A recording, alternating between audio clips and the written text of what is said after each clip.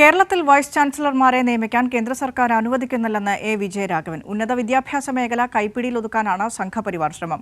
ഗവർണർമാരെ ഇതിനായി ഉപയോഗിക്കുന്നുവെന്നും വിജയരാഘവൻ കോട്ടയത്ത് പറഞ്ഞു. കേരള ഗവൺമെന്റ് പാസാക്കിയ നിയമങ്ങളിൽ കയ്യൊപ്പ് വയ്ക്കുക എന്ന ഭരണഘടനാ ചുമതല നിർവഹിക്കാതെ ഗവർണർ എത്ര ദിവസമാണ് ആ നിയമങ്ങളുടെ മേലെ കാവലിരുന്നത്?